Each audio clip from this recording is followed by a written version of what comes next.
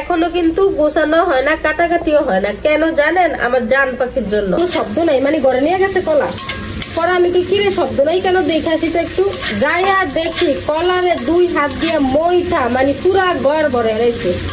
আর এই শুটকিটার কিন্তু এমনি তো অনেক সুন্দর গ্রান। ইচ্ছা করতেছে যে এখনই ভাত খাই। আসসালামু আলাইকুম, সবাই কেমন আছেন? আশা করি সবাই ভালো আছেন। আল্লাহর অশেষ রহমতে আমিও ভালো আছি।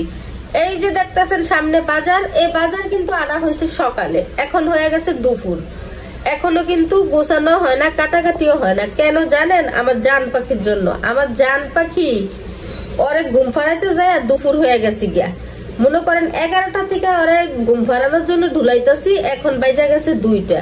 আর রান্নাটা কিন্তু সবসময় আমি বিকাল বেলা করি, কারণ হচ্ছে যে সকাল টাইমটা গ্যাস থাকে না, সেজন্য রান্নাটা আমি বিকাল বেলা করি। এই যে কই মাছ, এখানে কই মাছ আনা হয়েছে, এগুলা কিন্তু এখন আমি কাইটা নিমু। আর কই মাছ কাটতে যে কি কষ্ট, যারা কাটে তারাই জানে। আমি যতবার কই মাছ কাটি ততবারই আমার হাত মানে কেমন জানি একটা কাটার গায়ে খাইয়া ছিদ্র ছিদ্র মতো হয়ে জায়গা। আর পরে যে কি জ্বলা জ্বলে ভাত খাওয়ার সময়। আর এই যে এখানে আছে পুঁই শাক, এই পুঁই শাকটা কিন্তু আমি একটা মজাদার জিনিস দিয়ে রান্না করব। মজাদার জিনিসটা হচ্ছে কি, শুটকি, পাবদা শুটকি। পাবদা শুটকি দিয়ে এই পুঁই শাকটা আমি রান্না করব। আর এখানে আছে কাঁকরোল, আর আছে এই যে বটবডি। এখন মাছ রান্না করব না অন্য কোনো তরকারি রান্না করব তা এখনো ঠিক করা হয় না, কিন্তু পুঁই শাকটা রান্না করব। পুঁই শাক আর সাথে যে কোনো একটা কিছু রান্না করব, কারণ আজকে কয়েকদিন কিন্তু মাছ খাওয়া হয়েছে। এখন মাছ রান্না করতে ইচ্ছা করেও না, তারপরও দেখা যাক কি রান্না করি। আর জান পাখিরে এখন ঘুম পাড়িয়ে আসছি। ওরে ঘুম পাড়াইতে গেলে ও উল্টা আমার ঘুম আসে পরে, ওর ঘুম আসে না। আসলে বাচ্চারা এরকমই, মাঝে মধ্যে কিন্তু এত বিরক্ত করে যা বলার বাহিরে। আবার অনেক সময় কিন্তু বাচ্চারা খুবই শান্তশিষ্ট থাকে, মানে ঠিক মতো ঘুমায়, ঠিক মতো খাওয়া দাওয়া করে, হঠাৎ হঠাৎ অনেক বিরক্ত করে। যেমন এখন আজকে কয়েকদিন কিন্তু আমার বাচ্চা কিছুই খাইতে চায় না, খুবই বিরক্ত করে, ঠিক মতো ঘুমায় না। এই যে দেখেন দেখেন মাছগুলা কিন্তু সবগুলাই জেতা ছিল, কিছু কিছু মাছ মারা গেছে, কারণ এগুলা সকালবেলা আনা হয়েছে, এখন হয়ে গেছে দুপুর। পলিথিনের ভিতরই ছিল, এখন আমি ডাইলা নিছি মাত্র। কয়েকটা মারা গেছে, আর এই যে এগুলো এখনো লাভ দিতেছে। এখন আমি কাইটা নিমু এগুলা। রান্না বাড়ার জন্য আয়োজন করে নিলাম। এই যে এখানে পেঁয়াজ কাইটা নিছি, আর রসুনটা কিন্তু আমি ফাটাই সেটা নিছি। আর এখানে আছে ভেন্ডি, এই ভেন্ডি কিন্তু আমি ভাজি করব। আর এই যে পুঁই শাক, যেই পুঁই শাক আনা হয়েছে সকালে, ওইটা আমি কাইটা নিছি, সাথে আলুও দিছি। এটা এই যে পাবদা শুটকি দিয়ে রান্না করা হইব। এই পাবদা শুটকিটা কিন্তু কক্সবাজার থেকে আনা হয়েছিল। আর কক্সবাজারের শুটকিটা কেমন জানি একটু কাঁচা কাঁচা থাকে। পরে পাটায় বাইটা ফ্রিজে রাখা দিছি, যখন ইচ্ছা হয় তখন কিন্তু একটু একটু নিয়ে রান্না করি। এই শুটকি আমি দিব। আর শুটকিটা হচ্ছে আমরা মানে বাইটাই খাই, কাটা সহকারে খাইতে পারি না, তেমন যদি গলায় আটকায়, সেই জন্য বাইটাই খাই বেশি। আর আছে ডিম বুনা, এই যে ডিম সিদ্ধ দিয়ে দিছি, ডিম বুনা করব আর এগুলা রান্না করব। আব্বাজান, আমার আব্বাজানের পিছনে এসে কিন্তু দাঁড়িয়ে রয়েছে। ও আব্বাজান, আর শুটকি গুলা কিন্তু অনেক গেরান, অনেক খাইতে অনেক মজাদার, আর গেরানও অনেক, অল্প দিলে অনেক গেরান হয়ে যায়। হ্যাঁ বাবা, হ্যাঁ। শুটকি রান্না করার জন্য এখানে কিন্তু আমি পেঁয়াজটা এই যে তেলে ভাজা নিছি, সাথে রসুনও দিছি কিন্তু, কারণ শুটকি তরকারিতে রসুন দিলে ভালো লাগে খাইতে। রসুনও দিছি, পেঁয়াজও দিছি, দিয়ে এই যে ভাজা লাল বানিয়ে নিছি। পেঁয়াজটা ভাজা হয়ে গেছে আমার, এখন আমি দিয়ে দিব শুটকি। আর শুটকিটা দিয়ে কিন্তু আমি 5 মিনিট ভাজবো তেলে। এই যে শুটকি দিয়ে দিছি, এইটুকু শুটকিতে কিন্তু অনেক গেরান আসবো।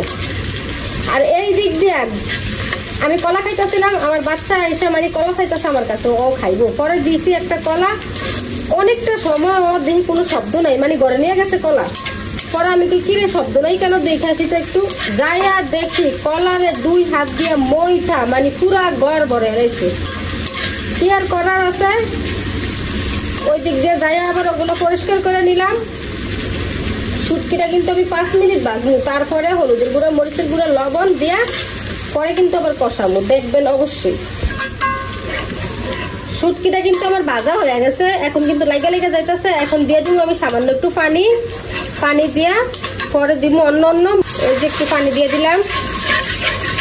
এখন হলুদের গুঁড়ো, যে লবণ দিয়ে দিলাম আমি 2 চামচ, হলুদের গুঁড়া দিয়ে দিলাম পরিমাণ মতো। এখন দিয়ে দিলাম মরিচের গুঁড়া,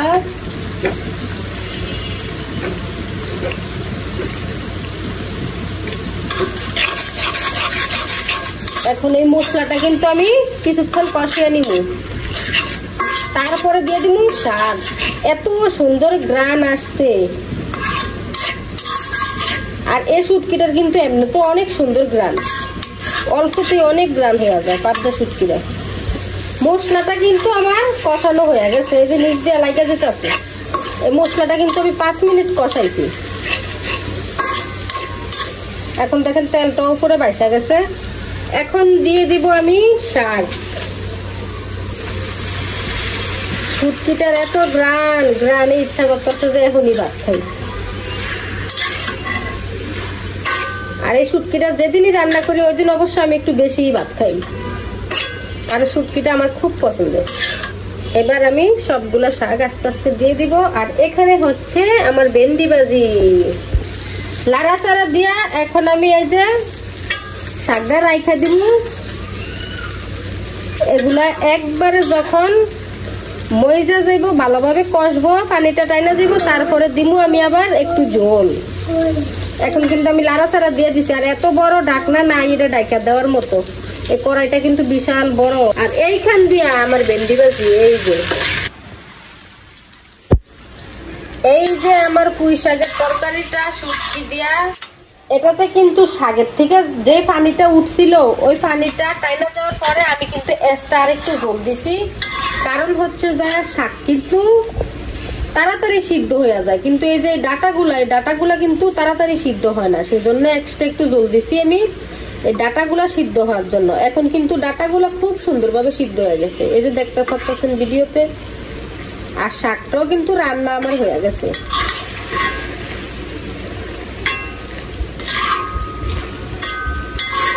আমি এখন শাকটা নামিয়ে নিব, নামিয়ে রান্না করব এই যে এই ডিম রান্না করব। এখন ভেন্ডি ভাজিও হয়ে গেছে, এখন আমি শাকটা নামিয়ে নিয়ে নিব। এই যে শাকটা কিন্তু আমি ডাইলা নিছি আরেকটা কড়াইতে। এই দেখেন আমার শাকটা কত সুন্দর হয়েছে, আর খেতেও কিন্তু অনেক মজা হয়েছে, আমি একটু টেস্ট করছি। আর এই যে এখানে ভেন্ডি ভাজিটাও কিন্তু অনেক সুন্দর হয়েছে। আর এখানে হচ্ছে ডিম বুনা কিন্তু অলরেডি আমার হয়ে গেছে। এখন আমি চুলাটা বন্ধ করে দিব। কেমন হলো আমার রান্না বাড়া অবশ্যই বলবেন। শাকটা কিন্তু সত্যি খুবই মজা হয়েছে, কারণ রান্না করলে কিন্তু আগে টেস্ট করে দেখবেন কেমন হয়েছে। নিজের কাছে ভালো লাগলে অন্যের কাছেও ভালো লাগবে অবশ্যই। আমার কাছে অবশ্য ভালো লাগছে, অনেক মজা হয়েছে। সবাই ভালো থাকবেন, সুস্থ থাকবেন, আল্লাহ হাফেজ।